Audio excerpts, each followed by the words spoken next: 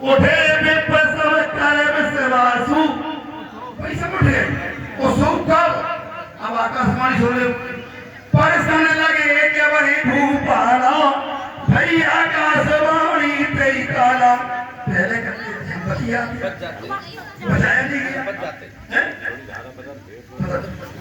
छोड़ इसे छोड़ी ये छोड़ने क्या जोड़ोगे तुम मेरे जोड़ोगे कोई अपने मिलाए मैं ये कह रहा हूँ नहीं ये धारा छोड़ के कुछ ध्यान बैठा अब देखो ये जितनी धाराएं हो रही हैं ये सब ज्ञान में है अध्यात्म में और हम साथ दोनों चल रहे हैं। देखिए एक बात आपने कही बल हमने कहा कि मैं आपकी बात काटने के लिए खड़ा नहीं हुआ हूं अपनी बात कहने के लिए था। मैंने ये अतुलित बल ये अतुल शब्द क्या है ये बल की विशेषता व्याकरण में ये विशेषता शब्द है हमारे बल में भी अतुलित बलशाली हमारे अतुल शब्द विशेषता है इससे बलवान व्यक्ति की विशेषता का पता चलता है बहुत अधिक बलशाली है। जैसे आपके भाई कुंभकर्ण के लिए कहा गया अति बल कुंभकर्ण अति भ्राता माने तुम्हारा भाई कुंभकर्ण अति बलशाली है। तो ये अति शब्द क्या है ये विशेषता है।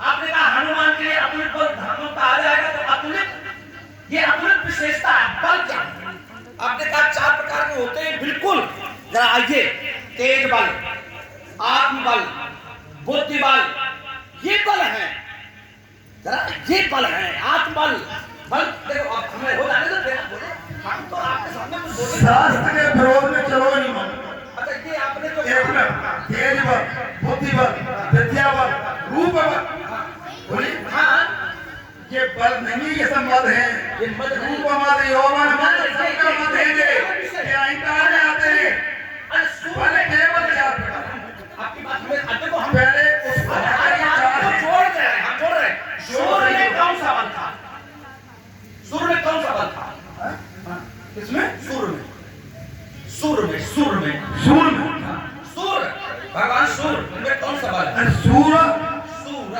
भानु हाँ भानु भानु भास्कर एक मिनट बहुत ढंग से सुनना आपने कहा शून्य में और में कौन सा बल है वायु में कौन सा बल है जल में कौन सा बल है आकाश में कौन सा बल है ये गलत नहीं सूर्य में तेज बल हम वही तो कह रहे हैं भाई हम यही तो कह रहे हैं ना आप कह रहे हैं दिया गया आप कह रहे हो मद होते मैं कह रहा हूँ कि मद विषय अलग है और बल तेज जो है अब सूर्य में देखिए हमारी बात आ गई आपने ही हमारी बात का समर्थन किया कि सूर्य में तेज बल था और वही परिणाम था एक में प्रश्न जोड़ देता हूं सूर्य की पत्नी संध्या जो त्वष्टा की पुत्री थी जो भगवान त्वष्टा को विश्वकर्मा भी कहा गया त्वष्टा को आदित्य भी कहा गया त्वष्टा को ऋषि भी कहा गया तीनों चीजें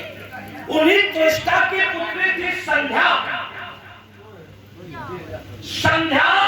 के 3 पुत्र हुए यम यमी वैवस्वत मन यम माने यमराज यमी माने यमुना वैवस्वत मन 3 संतानें हुई लेकिन कभी भी संध्या ने सूर्य के तेज के कारण कभी संध्या ने सूर्य का रूप नहीं देखा। अब वो तो आपने कहा अगर बात करा तो एक कॉपी जाती सुन लो मैंने क्या सूर्य भगवान कश्यप ऋषि के संतान नहीं थे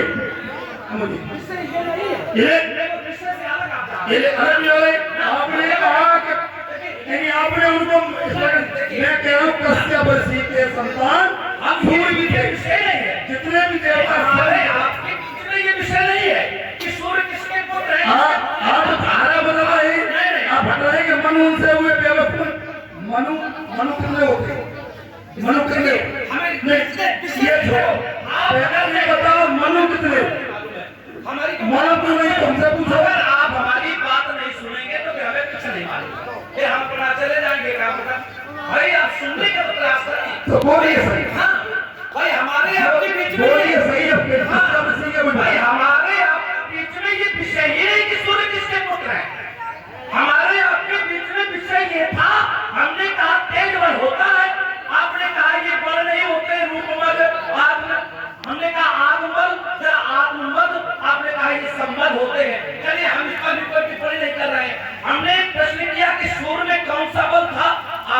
तेज बल तो हमारा समर्थन हो गया, हमारी बात का अनुमोदन हो गया।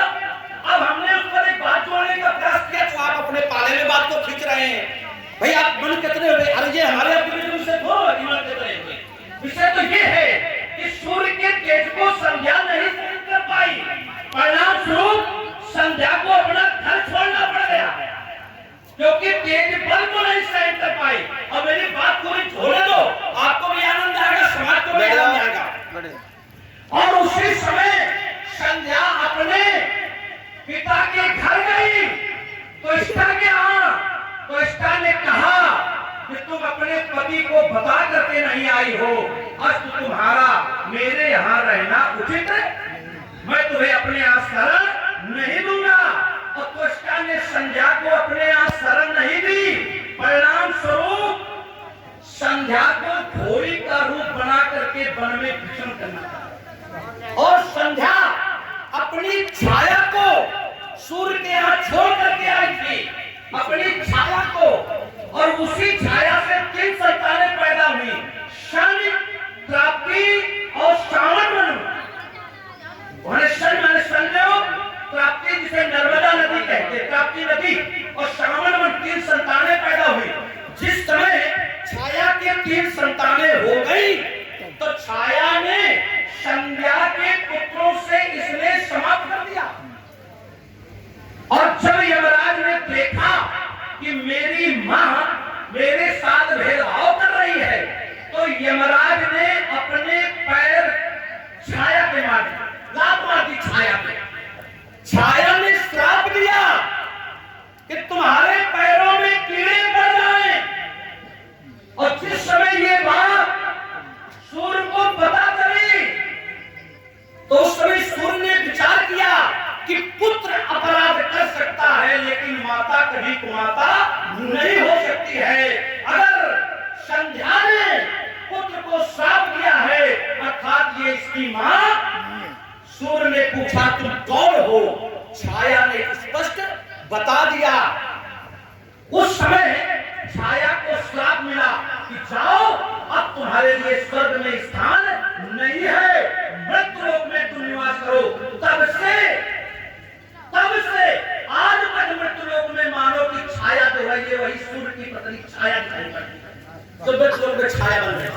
बोलूं ये बात भी हुई नहीं, बात कर रहे हो उधर जब सूर्य को नहीं हो बात है आपने रखी है तो कह ले दो बात खत्म हो नहीं हो यार, देखिए बात खत्म नहीं, जोड़ लेते पूरी बात। उस समय सूर्य को गए तो इष्टा के यहाँ, तो इष्टा ने बताया कि संध्या मेरे यहाँ आई थी लेकिन मैंने उसे शरण नहीं दी। सूर्य ने पता किया कि संध्या घोड़ी के रूप में भ्रमण कर रही है, सूर्य भी घोड़े का रूप बना करके भ्रमण करने लगे। और ये देवों में एक आधार होता है कि अगर कोई देवता कोई रूप दूसरा परिणित करता है तो उस रूप से उसे संतानें उत्पन्न करने के बाद ही अपने पूर्ण रूप में आता है। ये ब्रह्मा जी ने सूर्य से कहा कि पहले जाओ और घोड़ा बन करके तुम संध्या के साथ भ्रमण करो, संसर्ग करो। वहां पर सूर्य ने घोड़ा बन करके संध्या के साथ संसर्ग किया और उससे 2 पुत्रों का जन्म हुआ, अश्विनी कुमारों का जन्म हुआ। बोलूं नहीं बात पूरी हो जाए, बात हम जब खत्म हो जाए फिर आप बोलो, हम बिल्कुल सुनने के लिए तैयार। अश्विनी कुमारों का वहां से जन्म हुआ। तो हमारा ये कहना था कि तेज बल के कारण ही ये परिणाम था। अब आपने कहा तेज बल होता नहीं है, अब बोलिए। देखिए सीखी वही कहानी सबको सुनाती और अर्थ इसका कोई नहीं। भाई सब दिन तो पता चलो रहे कोलू के बेल की बात। तुमने ये कहा कि जो भी देवता रूप रखे आता है और उसे संतान उत्पन्न करनी पड़ती है तभी पुनः देवता बन सकता है। अहिल्या से कौन संतान हो गई है बता दो मुझे, कोई संतान हुई अहिल्या से? बताओ भाई, भगवान बैठे हुए हो, अहिल्या से संतान हुई? विंध्या से कौन संतान हो गई है बता दो? तो सब जाके इसलिए ये अपनी अपनी कथा बंद करो, मैं जो बोल रहा हूँ हर चीज का उत्तर है। तुमने कहा देवता जो आता है संतान देता है, उसके बाद अपने रूप में जाता है। तो मैं 2 उदाहरण ऐसे दे दिए, अहिल्या से कोई पुत्र नहीं और उधर विंध्या से कोई संतान नहीं। तो ये बातें खत्म करो, बात केवल यहाँ बोलिए, बाणासुर खत्म करिए। ये अलिगम से हाथ कौन लगाने आ रहा है, उसके लिए बात करूंगा। राजगो को जो हाथ लगाएगा उससे डालूंगा, क्या करूंगा, काट काट के छाट दूंगा। हमारा यही काम है, काटते ही रहे। करते रहोगे, हम देखते रहेंगे। अरे देखते नहीं रहोगे तो मैं कट जाओगे, काम तो एक ही होगा। अरे मत मत व्यक्ति समझो बात, कर कर मेढक की बात, उछल कूद तुम जब हो, समझो तुम्हें विष घोल रहे हो। रस में विष और दूध में पानी नहीं मिलाना होता अच्छा। इस प्रकार से चबर चबर पागलों की बात करना नहीं होता अच्छा। समझ के करो बात। अगर आज अजगब से लगाया किसी ने तो सुनो बात, पवन अनंतास चले आसो से आसो, जब कोई टकराएगा 7 सिंधु बनेंगे, एक न समाएंगे। अब इन तक सारे फट जाएंगे। मैं था पड़े सो विध्वंस, जब बाहर दिमाग मेरे से जाएंगे। तो दे दो जनता लोगे।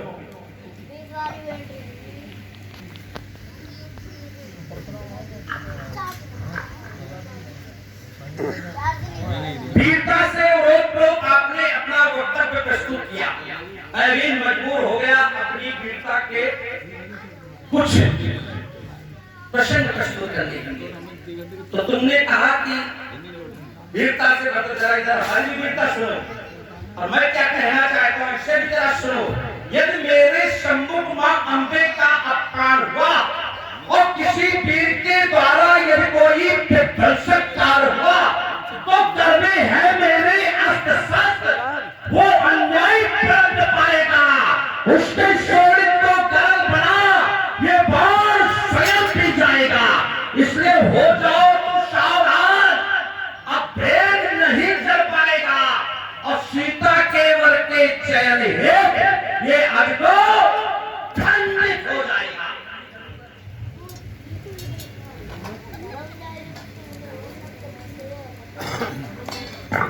अरे आने प्रजा के बाद मैं सबको जोड़ूंगा।